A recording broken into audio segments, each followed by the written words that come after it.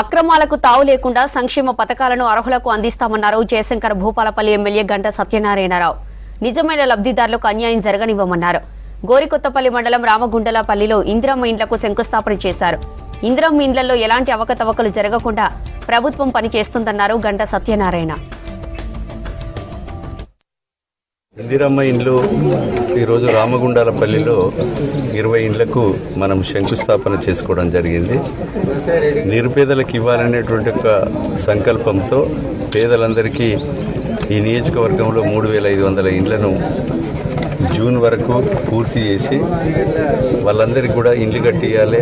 రాష్ట్రంలో 4.5 లక్షల ఇండ్లను కట్టించాలనే దృఢ సంకల్పంతో రాష్ట్ర ప్రభుత్వం గౌరవనీయులు మన రేవంత్ రెడ్డి గారి నాయకత్వంలో నిన్న గృహ నిర్మాణ శాఖ మంత్రి పొంగిరెడ్డి శ్రీనివాసరెడ్డి గారు కూడా సమావేశం నిర్వహించి త్వరితగతిన ఇండ్లు పూర్తి చేసుకొని ఆ ఇండ్లన్నీ కూడా బేస్మెంట్ లెవెల్ కడితే ₹1,00,000, లెంటిల్ లెవెల్ వస్తే ₹1,75,000, మిగతా పూర్తి చేస్తే 5 లక్షల వరకు ఇచ్చి వాళ్లకు ₹1 లంచం లేకుండా నిజాయితీగా పేమెంటు బెనిఫిషరీ అకౌంట్లో పడే విధంగా రాష్ట్ర ప్రభుత్వం నిధులను కూడా సమకూర్చడం జరిగింది.